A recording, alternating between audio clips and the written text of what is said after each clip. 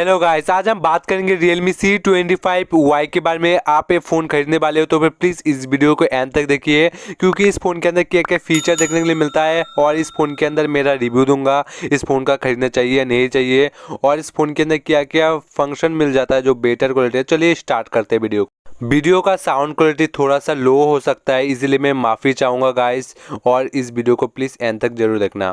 तो फिर guys, Realme C25Y का जो हमें इंडिया में प्राइस देखने के लिए मिलता है फ्लिपकार्ट के अंदर 8 GB का रैम तो नहीं मिलता है, लेकिन 4 GB का रैम मिलता है, 128 GB का रोम देखने के लिए मिलता है सिर्फ आपको 12,000 में। इस फोन का डिस्प्ले भी काफ़ी बड़ा देखने के लिए मिलता है, 6.5 इंच का, सिर्फ आपको HD प्लस डिस्प्ले देखने के लिए मिलता है। नो डाउट बाकी फ़ोन्स इससे भी बेटर आपको डिस्प्ले प्रोवाइड करते हैं।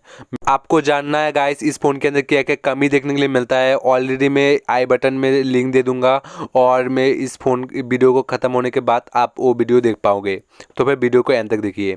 इस फ़ोन का जो डिस्प्ले नो डाउट काफ़ी बड़ा देखने के लिए मिलता है, लेकिन आपको मैं पहले ही बोल चुका हूँ इसके अंदर कोई भी रिफ्रेश रेट नहीं देखने के लिए मिलता है, थोड़ा सा माइनस पॉइंट देखने को मिलता है।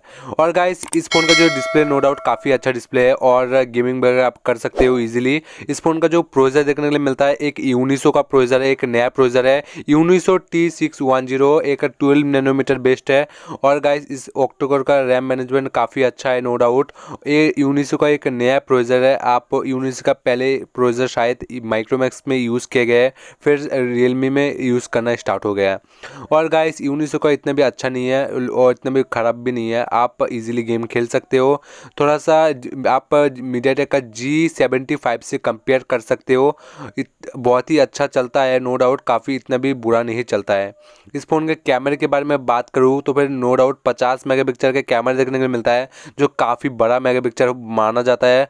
और इस प्राइस पॉइंट पे सिर्फ 12,000 में आपको 50 मेगापिक्सल मिल रहा है, और इसके साथ आपको और दो कैमरा मिल जाता है, सिर्फ आपको 2 MP का लेंस मिलता है और 2 MP का माइक्रो कैमरा देखने को मिलता है।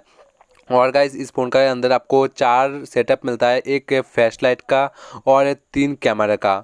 कैमरे के अंदर आपको अल्ट्रा वाइड एंगल और माइक्रो लेंस, डेप्थ कैमरा सब कुछ मिल जाता है एक कैमरे के अंदर ही, और दो कैमरे के अंदर। इस फ़ोन के अंदर सेल्फी कैमरे के बारे में बात करूँ तो फिर नो डाउट आप देख सकते हो सेल्फी कैमरा कितना अच्छा है।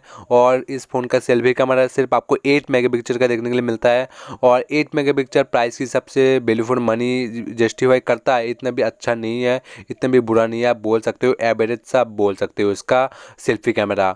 और इस फ़ोन का आप इसका जो चार्जिंग स्पीड है, चार्जिंग स्पीड काफ़ी अच्छी देखने के लिए मिलती है। 18 वाट का क्विक चार्जर देखने के लिए मिलता है, जो काफ़ी फास्ट है और जल्दी से जल्दी फ़ोन आपका चार्ज कर देता है। इसका बैटरी भी काफ़ी आपको हाई लेवल का देखने के लिए मिलता है, 5000 mAh का बैटरी देखने के लिए मिलता है। एक नॉन टाइप सी मिलता है आपको, इस फ़ोन के अंदर आपको टाइप सी देखने के लिए नहीं मिलता है।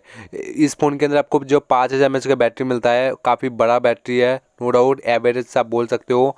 इस फ़ोन के अंदर एक एडिशनल फीचर है जो आपका बैटरी का लाइफ है और थोड़ा इंक्रीज कर सकता है, और 5000 mAh का बैटरी मेगा बैटरी है और नो डाउट काफ़ी अच्छा तरह से चलता है, 48 डेज के स्टेबिलिटी है। और गाइस इस फ़ोन का जो ओवरऑल जो डिज़ाइन का लुक देखने के लिए मिलता है, नो डाउट इसका जो स्काई ब्लू वाला जो डिज़ाइन देखने को मिलता है काफ़ी फिनिशिंग के साथ आता है और प्लास्टिक डिज़ाइन है। और नो डाउट इसका जो डिज़ाइन मुझे काफ़ी इम्प्रूवमेंट लगा इसका डिज़ाइन के अंदर, थोड़ा सा डिज़ाइन ऑब्वियसली बेटर हो सकता है। इस फ़ोन के अंदर आपको 4G का सपोर्ट देखने को मिलते हैं, हाँ गाइस डुअल 4G आप इस फ़ोन के अंदर यूज़ कर सकते हो। डिज़ाइन काफ़ी अच्छा देखने के लिए मिलता है, और इस फ़ोन के अंदर आपको 3.5 mm का हेडफोन जैक देखने के लिए मिल जाता है। और इस फ़ोन के अंदर आपको काफ़ी फंक्शन देखने को मिलता है, और इसके साथ जो आप देख सकते हो इसके अंदर आपको एक पावर बटन मिलता है और प्लस एंड माइनस बटन देखने के लिए मिल जाता है। इस फ़ोन का जो स्पीकर है बाहर की तरफ दिया गया है, नॉट फॉर अंदर की तरफ, आपका चॉइस है आपका बाहर की तरफ लेना है या अंदर की तरफ। मेरे तरफ मैं सजेस्ट करूंगा मैं अंदर की तरफ, थोड़ा सा बेटर लुक देखने के लिए मिलता है। और इस फ़ोन के अंदर एडिशनल फीचर है, आप 3 कार्ड स्लॉट देखने के लिए मिलता है, 2 सिम कार्ड यूज़ कर सकते हो और एक माइक्रो कार्ड यूज़ कर सकते हो, जो आपका मेमोरी कार्ड है वो आपको इस फ़ोन के अंदर इंस्टॉल कर सकते हो। इस फ़ोन का UI के बारे में बात करते हो, इस फ़ोन के अंदर UI देखने को मिलता है, एक Realme UI है फॉर R एडिशन, और गाइस एक बेस्ड ऑन द Android 11 के साथ आता है। नो डाउट इसका UI काफ़ी अच्छा है, और लेकिन थोड़ा सा एड्स वगैरह देखने के लिए मिलता है इस UI के अंदर, और नो डाउट काफ़ी फंक्शन के साथ आता है ये UI का ऑब्वियसली आप ओप्पो का जो कलर OS है सेम ऐसा ही आपको देखने के लिए मिलता है एक Realme UI। और इस UI के अंदर काफ़ी फंक्शन तो मिल जाता है, इसके साथ इसका UI काफ़ी थोड़ा सा बगी थोड़ा सा देखने के लिए मिलता है। नो डाउट काफ़ी अच्छा है बाय द वे। मेरा रिव्यू ये रहेगा गाइस, आप एक फ़ोन ले रहे हो प्लीज़ 2000 एक्स्ट्रा पे करके एक 5G फ़ोन ले सकते हो। अब आने वाले टाइम में आपको काफ़ी मदद करेगा।